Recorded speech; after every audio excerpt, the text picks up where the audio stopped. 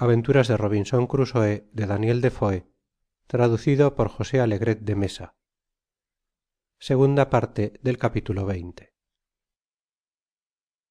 Nadie de la caravana, á excepción de mis asociados y yo, sabian la causa de esta persecucion, mas como los tártaros mogoles acostumbran á ir errantes por aquellos desiertos, las caravanas se fortifican cada noche para defenderse de ellos como de cuadrillas de ladrones, por lo cual nuestra gente no se sorprendió de verse perseguida. El campamento elegido era el mas ventajoso que habiamos encontrado en todo el viaje. Estábamos colocados, segun he dicho, entre dos selvas, y un pequeño arroyuelo se deslizaba al frente de nosotros, de suerte que no podian envolvernos y no debiamos temer el ataque mas que por delante ó por detrás. Tratamos además de fortificar nuestra gente, colocando en línea sobre la orilla del riachuelo todo nuestro equipaje, así tambien como nuestros camellos y caballos, y echando abajo algunos árboles que habia detras de nosotros. En esta disposicion nos disponiamos á pasar la noche, mas el enemigo llegó sobre nosotros antes que nos hubiésemos asegurado del todo. Los tártaros no se lanzaron sobre nosotros como bandidos, así como lo esperábamos, sino que despacharon 3 mensajeros, pidiendo que les fuesen entregados á los que habian ultrajado sus sacerdotes y quemado á su dios Cham Chi Tauk, á fin de hacerlos perecer del mismo modo.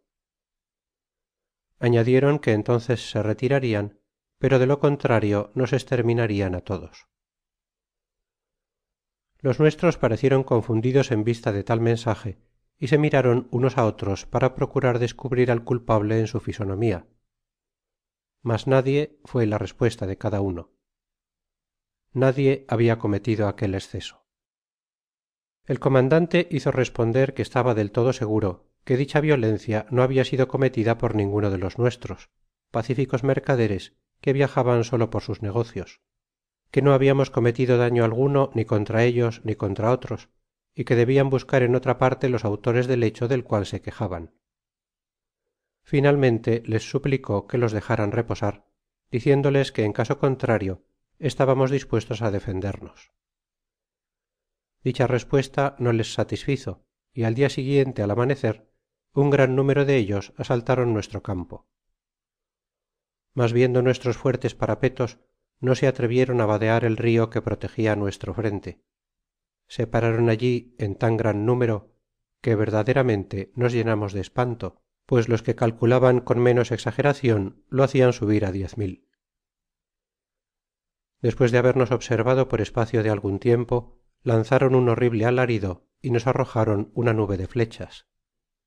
Mas gracias á nuestro equipaje, por aquel lado estábamos perfectamente á cubierto, de modo que no tuvimos ni un solo herido. Poco tiempo despues les vimos hacer un pequeño movimiento hacia la derecha y esperamos que viniesen por la espalda, pero un cosaco de jarawena, astuto compañero que servia en las filas moscovitas, vino á decir al comandante: yo me encargo de enviar todas estas gentes á Sigeilka. Nota: en los mapas no se encuentra ninguna poblacion de este nombre, quizás sea algun pueblo situado en la Shilka ó la Selka. Fin de la nota. Esta era una ciudad que se hallaba á 5 jornadas de donde nosotros estábamos, un poco mas atrás hacia la derecha. Al momento tomó su arco y sus flechas, saltó á caballo, y pasando por la retaguardia de la caravana, tomó el camino de Nartziskoin. Luego, dando un rodeo, llegó directamente al ejército de los tártaros, en donde se presentó como un emisario encargado de decirles que los que habian quemado el dios Cham Chi Taung se habian dirigido á Shileilka con una caravana de infieles, así llamaba á los cristianos, porque querian quemar tambien á Shal Ishar, dios de los naturales de Taung. Siendo este hombre un verdadero tártaro y hablando perfectamente su lengua, le salió tan bien su astucia que aquellos dieron entero crédito á sus palabras y se lanzaron tumultuosamente con direccion á Shigeilka. A las 3 horas los perdimos ya de vista y no oimos hablar mas de ellos, de modo que ignoramos si fueron ó no á dicho punto. Así llegamos sanos y salvos á jarawena, en donde habia guarnicion rusa. Descansamos 5 dias en esta poblacion, porque la caravana se hallaba muy fatigada con la marcha forzada de la víspera despues de haber pasado la noche en claro. Al salir de jarawena tuvimos que atravesar un espantoso desierto en el cual empleamos 25 dias. Íbamos provistos á fin de pasar la noche con mas comodidad, y el jefe de la caravana se habia procurado 16 carros ó furgones del pais para la conduccion del agua y provisiones. Dichos carros, colocados todas las noches alrededor de nuestro pequeño campamento, nos servian de muralla, de suerte que los tártaros, á no ser en un número muy considerable, no hubieran podido nunca causarnos ningun daño. Fácilmente se puede suponer que tendriamos necesidad de descanso con un viaje tan largo, y sobre todo en un desierto en donde ni siquiera vimos una casa, ni un árbol, ni un arbusto. Solamente encontramos muchos cazadores de cebellinas, nota, especie de marta, nota del traductor español, y algunos tártaros mogoles. Estos atacan con frecuencia á las pequeñas caravanas, mas nosotros nunca los vimos reunidos en gran número. Luego que hubimos pasado aquel desierto, llegamos á un pais bastante poblado, en donde encontramos ciudades y fortalezas establecidas por el czar, con guarniciones de tropas apostadas para proteger las caravanas y defender el pais contra las invasiones de los tártaros, pues de lo contrario no se podria viajar por el peligro que ofreceria, siendo las órdenes del czar tan absolutamente con respecto á este asunto que si se oia hablar de tártaros en el pais, los destacamentos debian acompañar á las caravanas de estacion en estacion para que llegasen con seguridad. Así el gobernador de oudinsck, al cual hice una visita en compañía del comerciante escocés, que era amigo suyo, nos ofreció una escolta de 50 hombres hasta la segunda jornada que encontrásemos otro destacamento, en el caso que temiésemos algun peligro. Mucho tiempo antes de llegar allí, juzgaba que acercándonos á Europa encontrariamos el pais mejor poblado y los habitantes mas civilizados, pero me engañaba, porque teniamos aun que atravesar el pais de toung, en donde hallamos las mismas señales de paganismo y de barbarie que habiamos visto ya en otras partes, con la sola diferencia que sometidos á la dominacion moscovita eran menos peligrosos, mas por sus groseras costumbres é idolatria ningun otro pueblo en el mundo los ha sobrepujado. Van vestidos de pieles de animales, de las cuales se sirven tambien para construir sus chozas. Es imposible distinguir una mujer de un hombre, ni por el traje ni por los ademanes. En invierno, cuando la tierra está cubierta de nieve, habitan en subterráneos que se comunican unos con otros. Si los tártaros tuviesen por dios de todo un pueblo ó de una comarca á su cham chi taung, en cada choza y en cada subterráneo tendrian ídolos. Además, adoran las estrellas, el sol, el agua, la nieve, en una palabra, todo lo que no pueden comprender, y á la verdad que comprenden muy pocas cosas, de modo que cada elemento y cada objeto un poco extraordinario recibe de ellos sacrificios. Nada me sucedió de particular en este pais, apartado 400 millas lo menos del último desierto, del cual he hablado, y cuya mitad está tambien desierta, pues caminamos 12 dias sin encontrar ni una sola casa, ni un árbol, viéndonos obligados á llevar provisiones desde el pan hasta el agua. Saliendo del citado desierto y despues de 2 dias de marcha, llegamos á Jeniseisk, pueblo ó estacion moscovita, situada sobre el caudaloso rio Yenisei, que separa, segun nos dijeron, en aquel sitio la Europa del Asia. En estas comarcas reinan todavía el paganismo y la ignorancia, exceptuándose las guarniciones rusas. Todo el pais comprendido entre el Obi y el Yenisei es completamente idólatra, y los pueblos son tan bárbaros como los tártaros de las regiones mas apartadas, y mas que ninguna nacion de la cual tenga yo conocimiento, ya sea en el Asia, ya en América.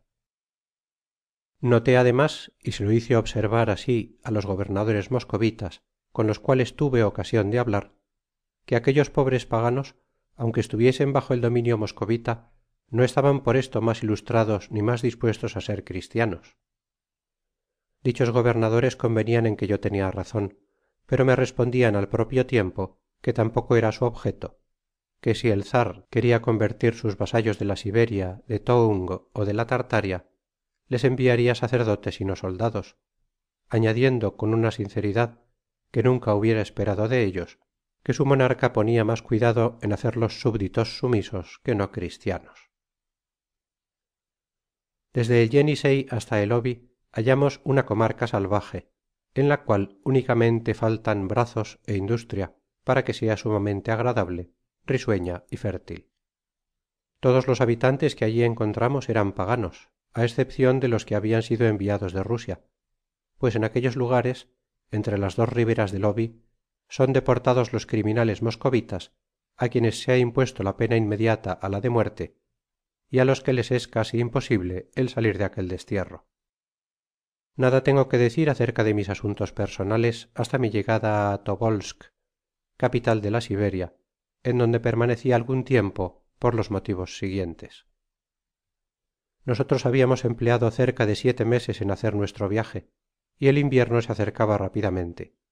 Así, mi asociado y yo tuvimos una consulta sobre nuestros negocios privados para decidir lo que convenia hacer, atendiendo á que teniamos que ir á Londres y no á Moscou. Se nos habia hablado de trineo y rengíferos. Nota: rengífero, cuadrúpedo parecido al ciervo, solo se cria en el norte y principalmente en la Noruega. Nota del traductor español. Para viajar sobre la nieve durante el invierno.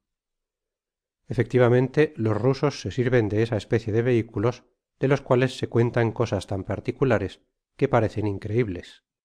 Dícese que los rusos prefieren viajar en invierno en los trineos que no de otra manera en verano, pues de aquel modo pueden correr dia y noche. La nieve helada cubre toda la tierra de una superficie unida, de suerte que las colinas, los valles, los rios y los lagos no forman mas que una gran llanura, dura y lisa como la piedra, y sobre la cual se corre sin ningun cuidado ni inquietud. Sin embargo, yo no tenia necesidad de semejante modo de viajar. Iba á Inglaterra y no á Moscou, y podia elegir dos distintas rutas. Podia ir con la caravana hasta Joroslav, desde este punto dirigirme á Narva en direccion al oeste y encaminarme por el golfo de Finlandia á Danzig, en donde sin duda hallaria ocasion de deshacerme ventajosamente del cargamento que traia de la china. O bien podia dejar la caravana en una pequeña poblacion situada sobre el Dwina y desde allí llegar en 6 dias por agua á Archangel, en donde no dejaria de haber buques con destino á Inglaterra, Holanda ó Hamburgo. Mas por ninguna de las dos citadas rutas era posible para mí tal viaje en aquella estacion, pues por Danzig debia esperar encontrar el mar báltico helado de manera que me cerrase el paso, y con respecto á atravesar por tierra aquel pais era menos seguro todavía que el viajar por en medio del de los tártaros mogoles.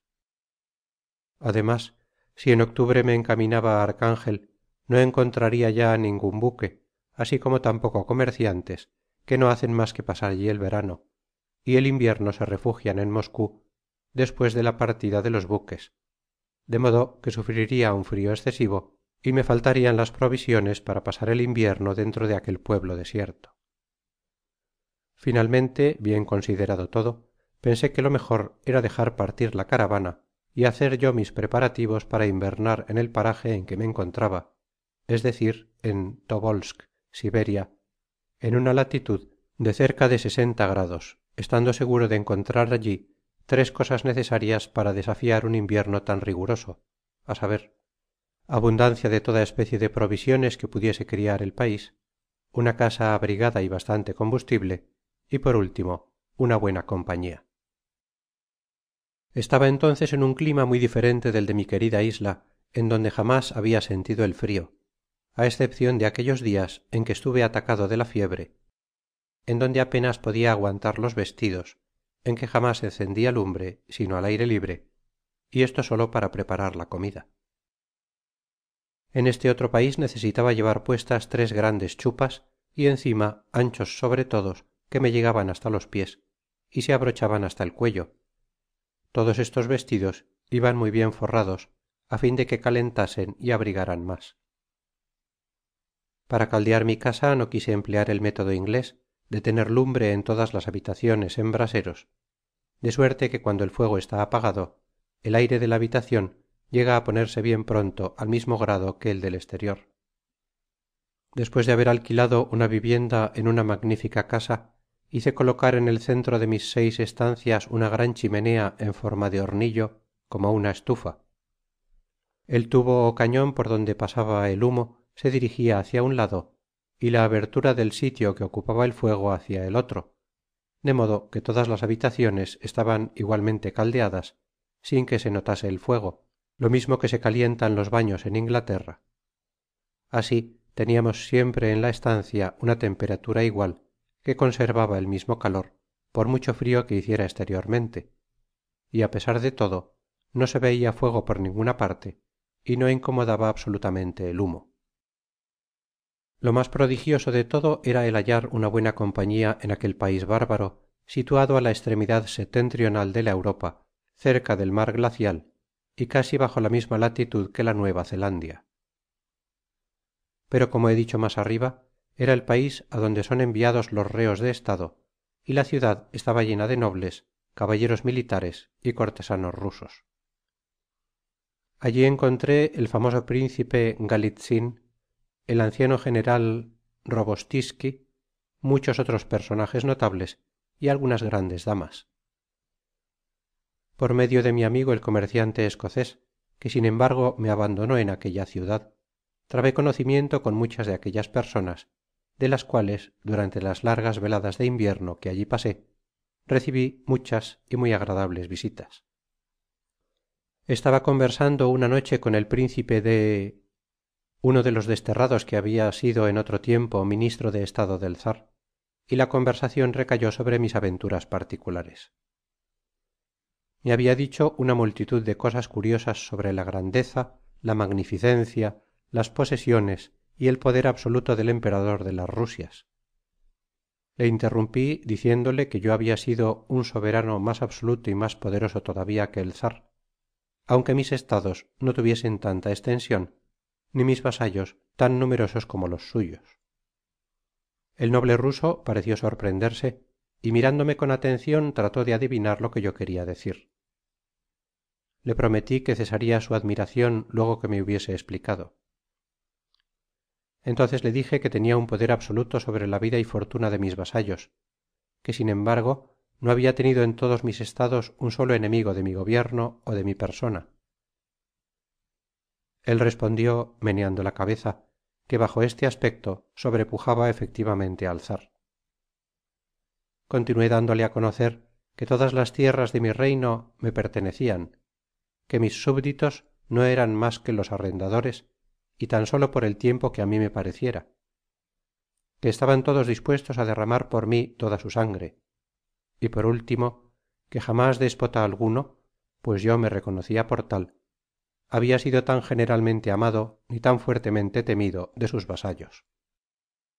Despues de habernos entretenido un rato en esta especie de enigmas políticos, conclui refiriéndole la historia de mi morada en la isla, de la manera que yo me goberné, así como tambien á mi pueblo, todo segun lo he escrito despues. Todos se quedaron admirados de mi narracion y en particular el principe, que me dijo dando un suspiro que la verdadera grandeza en este mundo es el ser dueño de sí mismo, que él no hubiera cambiado una posicion como la mia por la del czar, que él mismo hallaba mas dicha en la soledad, en la cual parecia haberle condenado su destierro, que la que jamás habia experimentado en el tiempo de su mas elevado favor en la corte de su amo. En fin, que el colmo de la sabiduría humana era el poder doblegar el genio á las circunstancias y el procurarse una calma interior en medio de las tempestades exteriores.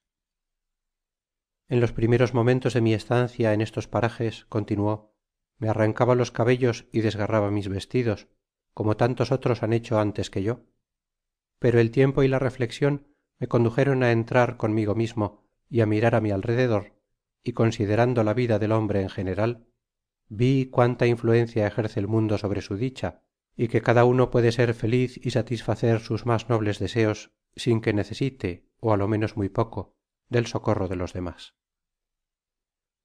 Respirar un aire puro, tener alimentos para sostenerse, vestidos para resguardarse del frio y hacer el ejercicio necesario para la salud, he aquí, segun mi parecer, todo lo que el mundo puede hacer por nosotros.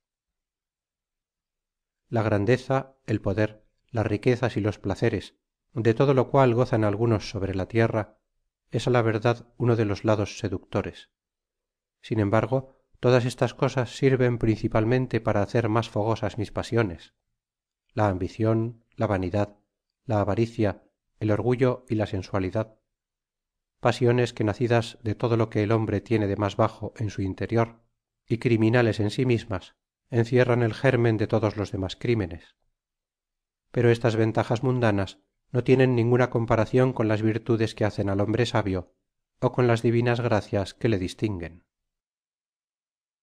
Privado en el dia del bienestar exterior que procura el goce de aquellos vicios, he podido considerar, eligiendo su mal lado, y percibir toda su deformidad. Me he quedado convencido que la virtud sola torna al hombre verdaderamente sabio, rico, grande, y lo hace dichoso en la otra vida. Así es que nosotros todos somos más felices en nuestro destierro que nuestros enemigos en medio de los honores y de las riquezas que hemos abandonado. Vos quizás creeréis que me someto así por política, obligado por una necesidad que otros llamarían desgraciada, para reintegrarme en algún modo de mi pasada grandeza. No, os digo que no querria volver á aquella existencia. Mi alma, libre una vez de su prision corporal y gustando la gloria que nos aguarda después de esta vida, juzgo que no queria entrar de nuevo en los lazos de carne y sangre que la aprisionan ahora, abandonando el cielo por el fango y los vicios de la sociedad humana. Pronunció el antecedente discurso con tanto calor en su acento, tanta emocion y vehemencia en sus palabras, que se veia claramente la expresion de los verdaderos sentimientos de su alma, y no se podia poner en duda su sinceridad. Contestéle que me habia creido en otro tiempo una especie de monarca en mi antigua condicion, de la cual le habia hecho una reseña, pero que él era á mis ojos no solo un monarca, sino un gran conquistador, porque aquel que alcanza la victoria sobre sus deseos inmoderados y toma un imperio absoluto sobre sí mismo, sometiendo su voluntad á la razon, es ciertamente más grande que el guerrero que se apodera de una ciudad. Pero caballero, le dije, ¿me permitiréis que os haga una pregunta? Con mucho gusto, respondió. Si os ofreciesen los medios de recobrar vuestra libertad, ¿no dejaríais la ocasion de escapar de este destierro? Esperad, contestó. Vuestra pregunta es sutil y requiere largas y graves reflexiones para responder de un modo positivo. Quiero mostraros el fondo de mi corazon. Nada en este mundo podria obligarme á salir de este lugar de destierro, á excepcion de dos cosas: el deseo de volver á ver á los mios y el de estar en un clima mas cálido. Mas yo os aseguro, con respecto á volver á las pompas de la corte, á la gloria, al poder, al círculo que rodea á un ministro de estado, á la fortuna, á los placeres de un cortesano, si el czar mi amo me enviase á decir en este instante que me volvia todo lo que me habia quitado, no abandonaria de ningun modo esta soledad, estos desiertos y lagos helados, por el palacio de Moscou. Pero, caballero, repliqué, vos no estais quizá privado de los placeres de la corte solamente, del poder y opulencia que habeis gozado en otro tiempo. Podeis aun notar la falta de ciertas dulzuras de la vida, vuestras tierras están quizá confiscadas, vuestros bienes en manos ajenas. Lo que aquí os resta está lejos de bastar á vuestras necesidades. Sin duda, si vos me considerais todavía como un gran señor, como un príncipe, lo que soy efectivamente, mas miradme como un hombre cualquiera, como una criatura igual á las demás.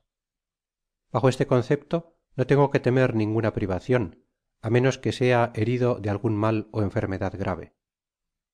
Estamos aquí 5 personas de un rango elevado viviendo en un completo retiro, como conviene á unos desterrados. Lo que hemos salvado del naufragio de nuestra fortuna basta para que no tengamos necesidad de cazar para vivir, mientras que los infelices soldados que envían aquí sin tener nuestros recursos viven tan bien como nosotros. Ellos cazan zorras y cibelinas y el trabajo de un mes les sostiene todo el año.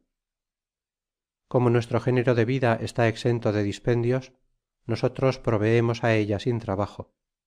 Por lo tanto, vuestra última objecion queda destruida. Me estenderia demasiado si refiriese minuciosamente la agradable conversacion que tuve con aquel hombre verdaderamente grande. Él dio pruebas de un entendimiento despejado por medio de un profundo conocimiento de las cosas, sostenido por la religion, lleno de una firme sabiduria, pareciéndome tanto mas sincero su desprecio por este mundo. Manifestóse él mismo hasta el fin, segun veremos.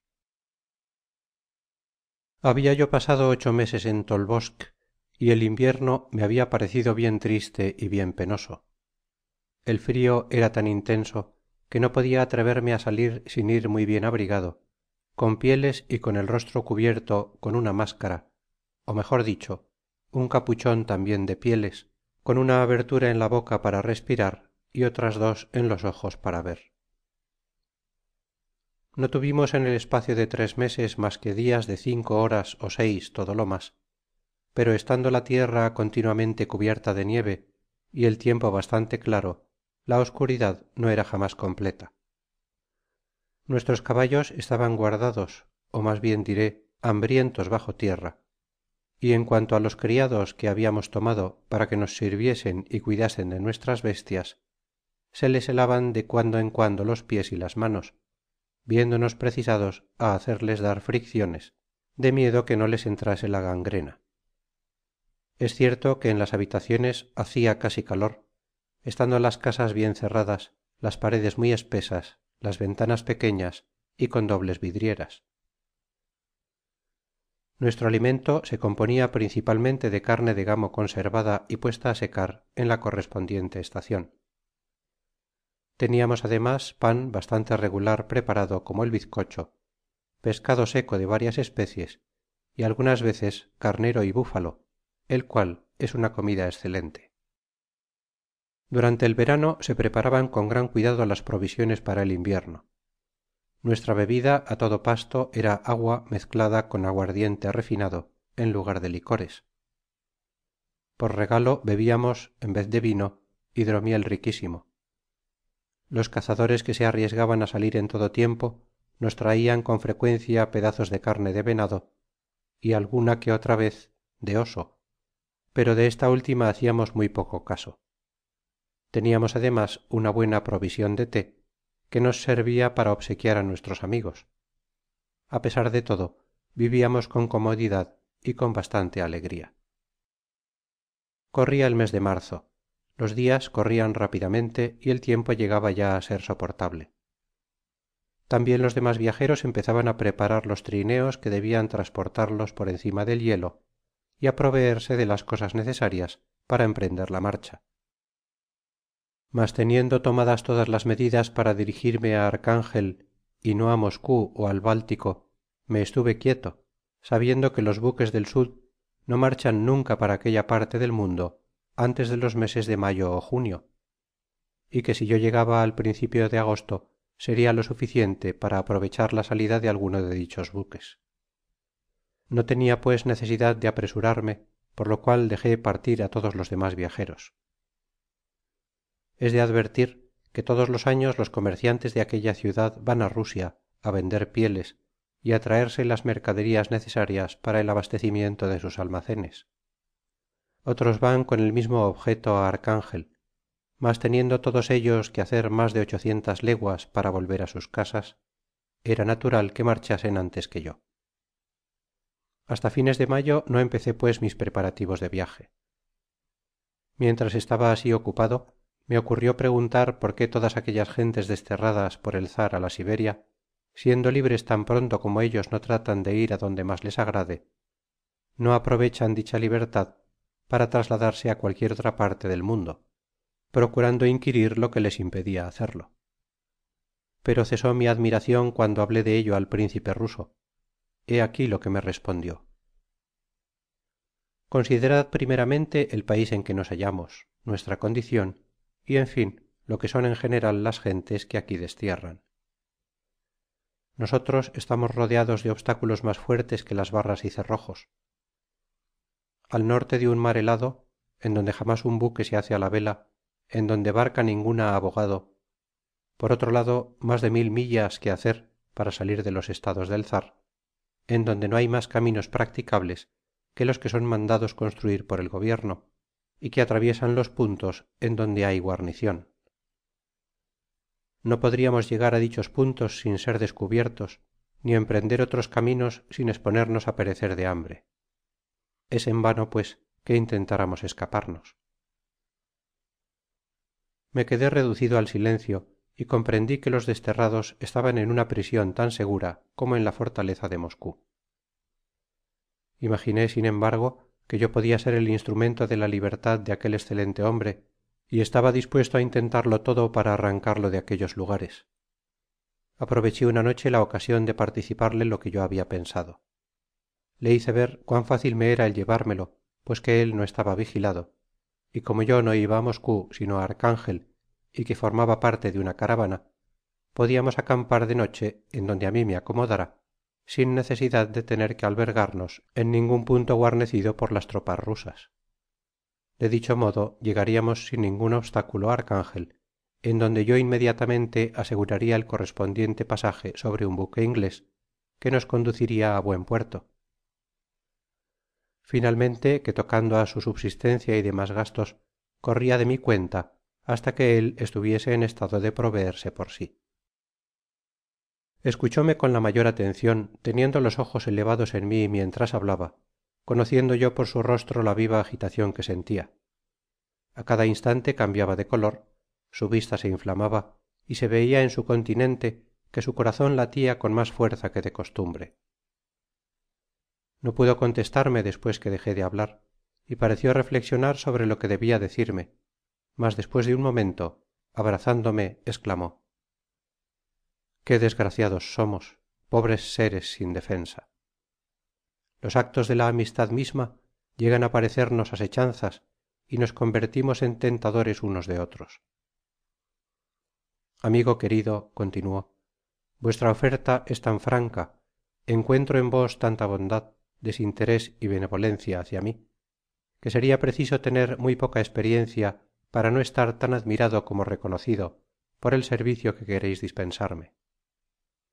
Pero me habeis creido cuando os he hablado de mi desprecio hacia el mundo.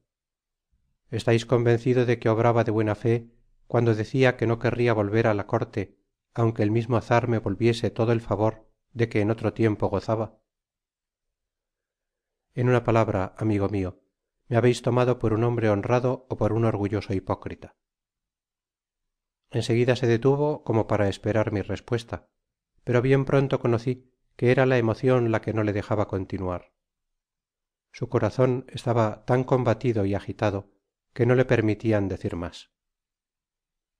A la verdad, confieso que tambien me sorprendi de hallar á un hombre semejante, de oir un discurso tal. Para empeñarle á recobrar su libertad, le presenté algunas razones, entre otras que él debia ver en esto mismo una puerta por el cielo abierta, un acuerdo de la providencia que dispone á su arbitrio de los sucesos, queriendo que fuese útil al género humano. Mientras yo hablaba, él se habia calmado.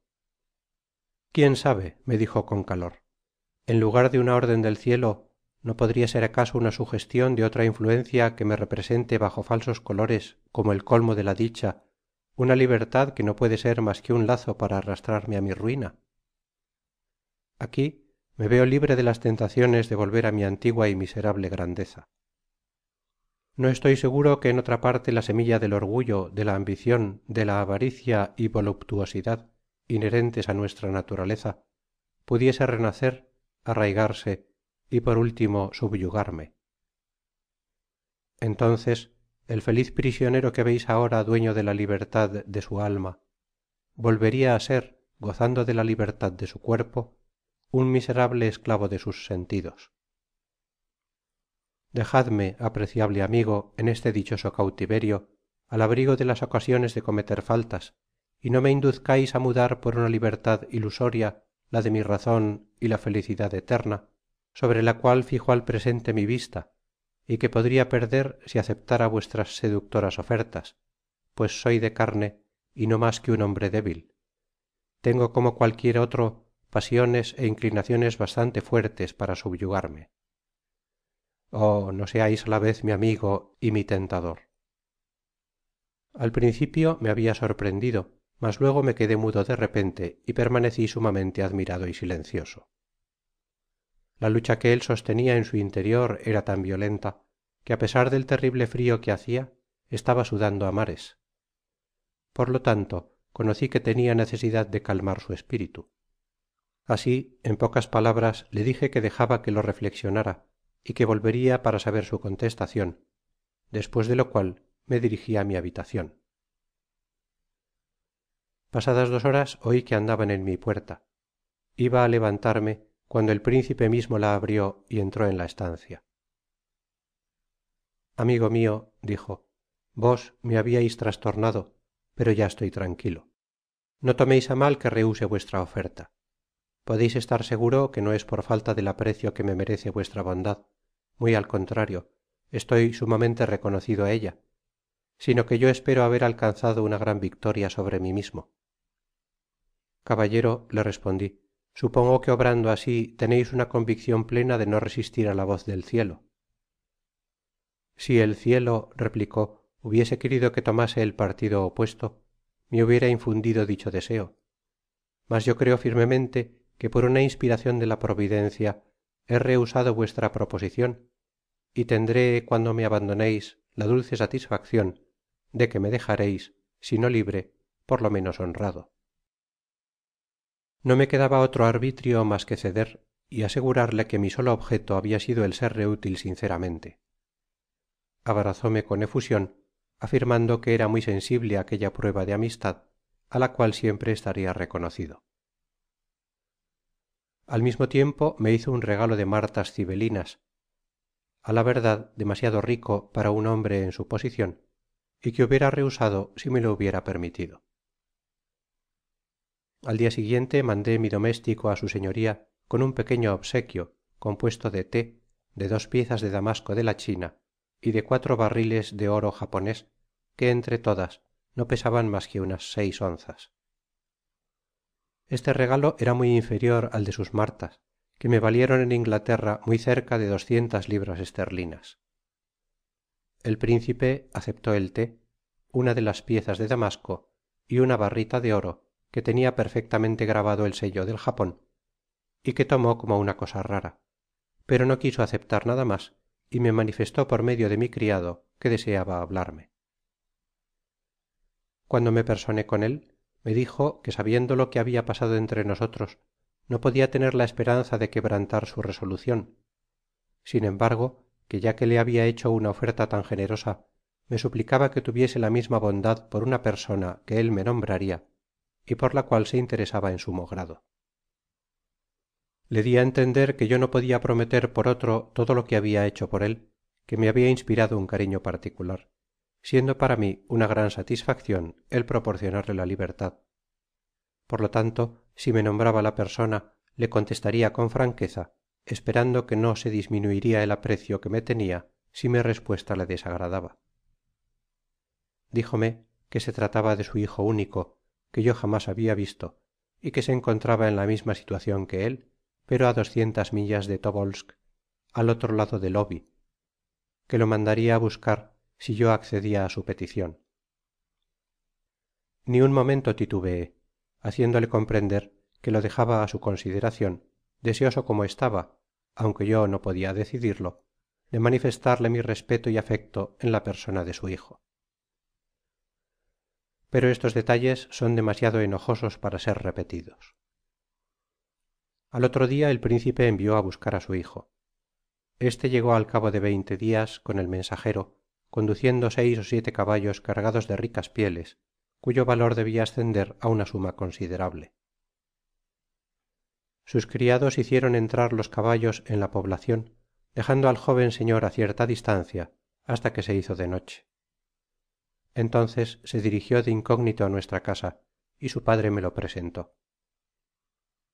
En seguida nos pusimos de acuerdo sobre las cosas que debian sernos necesarias para efectuar nuestro viaje. Compré en la ciudad una gran cantidad de pieles de marta y de zorros negros de armiño y otras varias preciosísimas, en cambio de algunas mercancías que habia traido de la china, en particular clavo y nuez moscada. Luego vendi la partida mayor que me quedaba en tobolsk y despues en archangel á un precio mucho mas subido que hubiera podido venderlo en londres.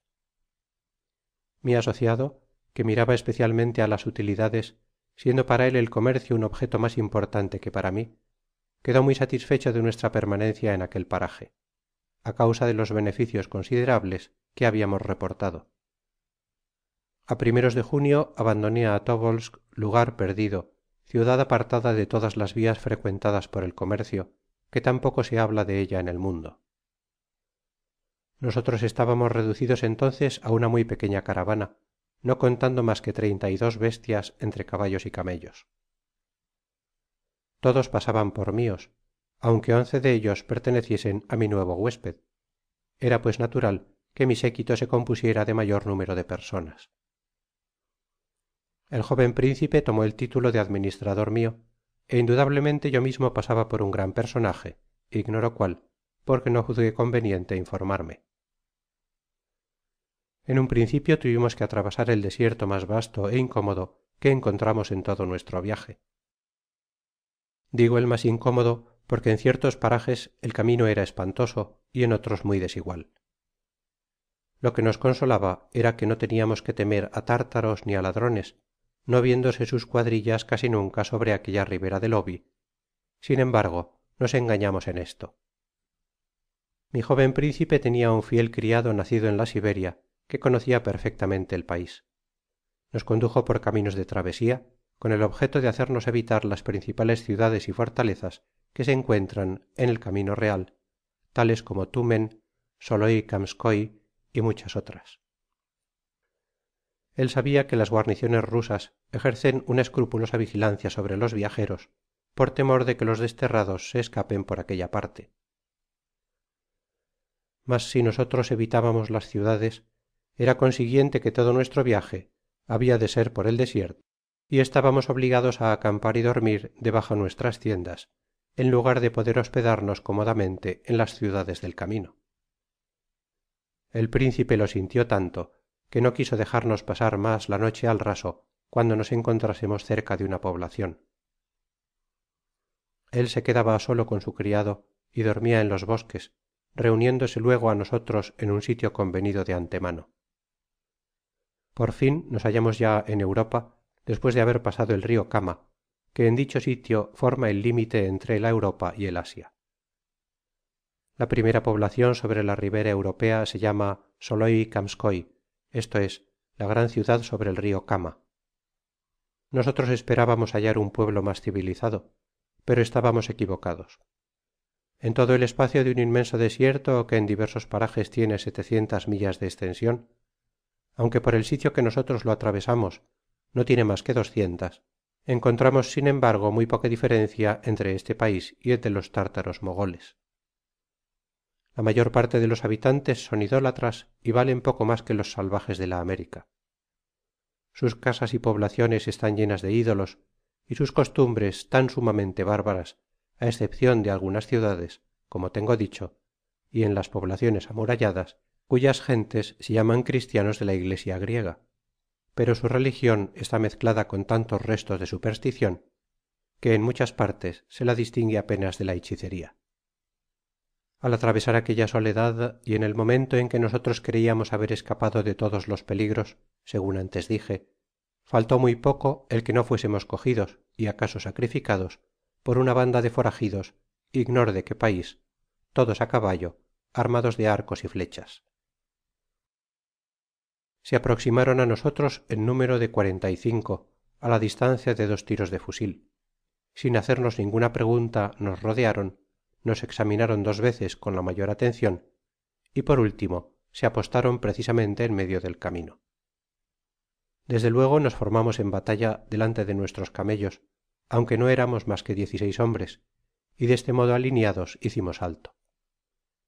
Enviamos entonces el criado siberiano que acompañaba á su señor para saber quiénes eran aquellas gentes. El joven principe lo dejó ir con tanta mas voluntad cuanto que él temia que aquello no fuese un destacamento siberiano mandado en su persecucion. El criado avanzó hacia ellos con una bandera de parlamentario y les preguntó: mas aunque sabia hablar muchos dialectos del pais ni tan solo pudo comprender una palabra de lo que ellos decian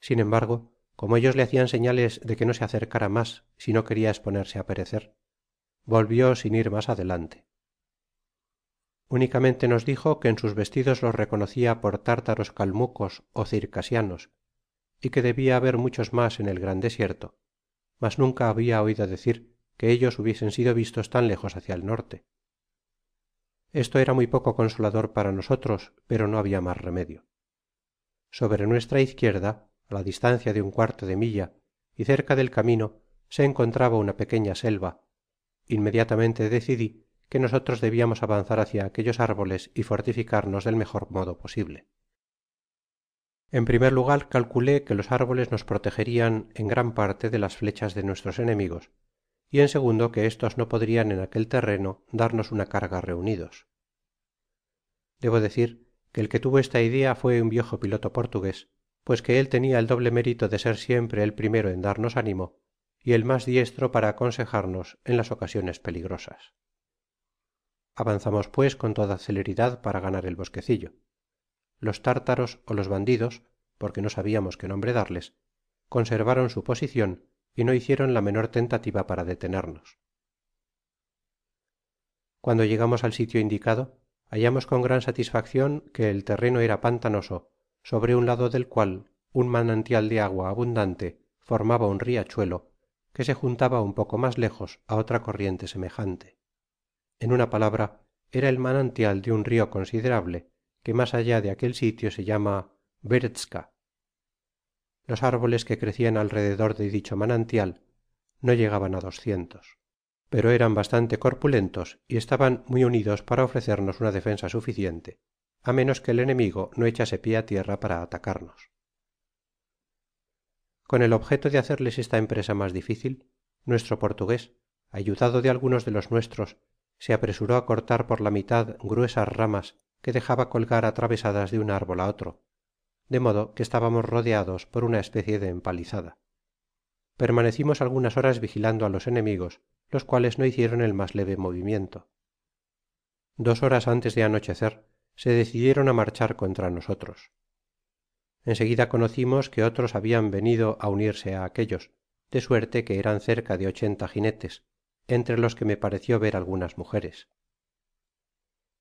ellos avanzaron hasta medio tiro de fusil de nuestro bosquecillo entonces tiramos con pólvora sola y al mismo tiempo les preguntamos en lengua rusa qué querian mandándoles que se retiraran pero su furor no hizo mas que aumentarse ellos se precipitaron con direccion al bosquecillo no imaginando que estaba parapetado de tal modo que no era fácil penetrar en él el anciano piloto nuestro capitan é ingeniero á la vez nos encargó que no tirásemos sino cuando los tuviésemos á tiro de pistola á fin de no errar el golpe y sobre todo que no hiciéramos fuego hasta no haberlos apuntado bien dijimosle que mandara hacer fuego esperó á dar la señal que los enemigos estuviesen á la distancia de 6 varas así cuando nosotros hicimos fuego habiamos hecho la punteria tan exacta que dejamos 14 muertos sin contar los heridos muchos caballos fueron tambien alcanzados pues habiamos cargado los fusiles con 2 ó 3 balas lo menos los enemigos se sorprendieron mucho de nuestro fuego y retrocedieron precipitadamente un centenar de metros lo cual nos dió tiempo para volver á cargar nuestras armas viendo que se quedaban á larga distancia avanzamos y nos apoderamos de 4 ó 5 caballos cuyos jinetes sin duda habian sido muertos acercándonos á los que habian quedado sin vida en el campo juzgamos que eran tártaros pero no podiamos comprender cómo habian hecho su escursion tan lejos una hora despues hicieron un nuevo movimiento para atacarnos y volvieron al galope para tratar de introducirse en nuestra pequeña selva hallándonos siempre dispuestos á hacerles frente se retiraron otra vez entonces resolvimos permanecer encerrados allí toda la noche dormimos muy poco como es de suponer y pasamos una parte de la noche en fortificarnos y parapetar todas las salidas y vigilar con el mayor cuidado por todas partes así aguardamos el dia cuyos primeros albores nos presentaron un espectáculo desagradable los enemigos, que nosotros creiamos desanimados por el recibimiento que les habiamos hecho, se habian aumentado considerablemente y habian plantado 11 ó 12 tiendas, como si estuviesen decididos á sitiarnos. Aquel pequeño campamento se habia establecido á campo raso, á distancia de unos 3/4 de milla de nosotros. Nos sorprendió de una manera estraña, y confieso francamente que me crei perdido sin remedio, como igualmente todo lo que poseia. La pérdida de mis efectos, aunque considerable, me importaba menos que la idea de caer en manos de semejantes bárbaros al fin de mi viaje, despues de haber escapado á tantos peligros y dificultades, y casi á la vista del puerto donde debiamos encontrar nuestra seguridad y salvacion. Tocante á mi asociado, estaba furioso. Decia que la pérdida de sus mercancías le arruinaria completamente, que mejor queria morir peleando que perecer de hambre, y que estaba resuelto á defenderse hasta derramar su última gota de sangre. El principe, joven y animoso, queria tambien combatir hasta exhalar el último suspiro, y mi viejo piloto era de parecer que la posicion en que estábamos colocados nos ponia en el caso de resistir á nuestros enemigos. De este modo pasamos la mañana en discutir lo que debiamos hacer, pero hacia la tarde vimos crecer el número de los enemigos y comprendimos que al dia siguiente podrian aumentarse mas. Tambien traté de informarme de la gente que habiamos traido de tobolsk, si existia algun camino de travesía por el cual pudiésemos escaparnos durante la noche, á fin de refugiarnos en alguna poblacion ó buscar una escolta que nos protegiese para pasar el desierto. El criado del principe nos dijo que si nuestro designio era el evitar á los enemigos, se empeñaba, así que llegase la noche, á guiarnos á un camino que conduce al norte, al otro lado del rio petrou. Nota: es mas bien el petchora. Fin de la nota. No dudaba del buen éxito, mayormente porque los tártaros no conocian el citado camino, pero me añadió que su señor le habia manifestado que no queria hablar de huir, sino antes, por el contrario, anhelaba que llegase el momento de combatir. Le respondi que estaba muy equivocado tocante á las intenciones de su amo, demasiado sagaz para exponernos por el solo placer de batirse, que se sabia que su señor era valiente, pues que ya habia dado pruebas de ello, pero que no intentaria solo con 17 ó 18 hombres el pelear contra 500, á menos de ser de absoluta necesidad, y que si él creia que nos fuese posible evadirnos durante la noche, era el mejor partido que podiamos tomar. El siberiano contestó entonces que si su amo le daba órdenes bajo este supuesto, pereceria antes que dejar de cumplirlas. Muy pronto decidimos al principe á tomar dicho partido. Dió secretamente á su criado las órdenes necesarias, y sobre la marcha nos pusimos en estado de procurar que nuestra empresa tuviese un éxito feliz. En seguida que empezó á hacerse de noche, encendimos en nuestro pequeño campo un gran fuego dispuesto de manera que durase toda la noche, con el objeto de que los tártaros creyesen que permaneciamos allí. Despues, desde que la oscuridad fué completa y que pudimos divisar las estrellas, no habiendo querido nuestro guia ponerse en marcha antes, hallándose ya nuestros caballos cargados, seguimos al nuevo conductor, que se dirigia, segun pude conocer, hacia la estrella polar. Despues de 2 horas de marcha forzada, empezamos á tener mas claridad, no porque la noche no durase aun, sino que salió la luna y su brillo fué mayor de lo que nosotros hubiéramos deseado. Sin embargo, á las 6 de la mañana habiamos andado 30 millas, poco mas ó menos, habiendo casi reventado nuestros caballos. Entonces nos detuvimos en un lugar ruso llamado Kermazinskoy, en donde ni tan siquiera oimos hablar de los kalmucos. 2 horas antes de hacerse de noche nos pusimos en marcha y caminamos hasta las 8 de la mañana, pero con un poco mas de tranquilidad que la víspera. Serian las 7 cuando pasamos un pequeño rio llamado Kirtza y llegamos á una grande y hermosa ciudad habitada por rusos y llamada ozomois. Allí supimos que habia muchas cuadrillas de kalmucos esparcidas por el desierto, pero que en aquel entonces estábamos al abrigo de todo peligro por aquel lado, lo que nos causó una grande satisfaccion. Nos vimos precisados á procurarnos caballos descansados, y como tenia gran necesidad de reposo, permanecimos 5 dias en aquella ciudad. Entonces convinimos mi asociado y yo el dar el valor de 10 pistolas. Nota: pistola, moneda imaginaria de Francia que equivale a 10 reales. Nota del traductor español. Al honrado siberiano que nos habia conducido. Despues de otro viaje de 5 dias llegamos á Beuslima, sobre el rio Virstogga. Nota: o Vichtchedga. Fin de la nota. El cual desagua en el Dwina. Estábamos ya felizmente casi al término de nuestros viajes por tierra, pues aquel rio en 7 dias de navegacion podia conducirnos á Archangel. Primeramente tocamos en Laurenskoy el dia 3 de julio. Despues de habernos procurado 2 lanchas de transporte para los efectos y una barca para nuestra comodidad particular, nos embarcamos el dia 7 y llegamos sanos y salvos á Archangel el 18, despues de un viaje de 1 año, 5 meses y 3 dias, comprendida nuestra permanencia de 8 meses en Tobolsk.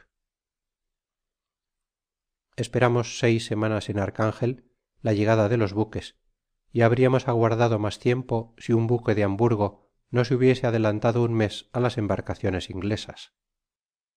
Calculando que podriamos colocar nuestros géneros tan ventajosamente en Hamburgo como en Londres, tratamos de hacer nuestra travesía en aquel buque. Cargados ya todos los efectos, nada era mas natural que se embarcara mi administrador, el cual tuvo buen cuidado de hacerlo. El joven señor ruso pudo de este modo ocultarse perfectamente.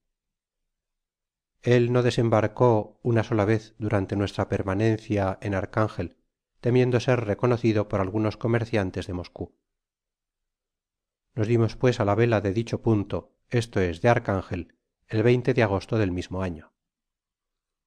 Despues de un viaje que no fué muy penoso, entramos en Elba el 18 de septiembre. Mi asociado y yo hallamos en Hamburgo una muy buena colocacion á nuestras mercaderías de la China, así como tambien á nuestras martas y demas pieles de la Siberia. Partimos las utilidades. Tuve por mi parte 3475 libras esterlinas, 17 chelines, 3 peniques, incluso en ello 600 libras, en cuya suma evalué los diamantes que habia comprado en Bengala. El joven príncipe se despidió de nosotros y se embarcó en Elba para dirigirse á la corte de Viena, esperando encontrar protectores y tener correspondencia de allí con aquellos de los amigos de su padre que viviesen aun. No partió sin manifestarme antes vivamente su gratitud por el gran servicio que le habia prestado y por mi comportamiento hacia el príncipe su padre. Finalmente, para concluir, despues de haber pasado cerca de 4 meses en Hamburgo, me encaminé desde dicho punto por tierra á Laya, en donde me embarqué en un paquebot, llegando á Londres el dia 10 de enero de 10 años y 9 meses despues de mi partida de Inglaterra.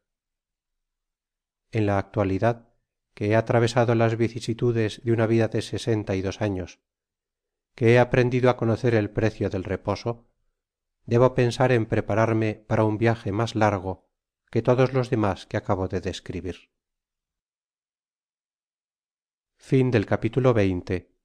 Fin de las aventuras de Robinson Crusoe.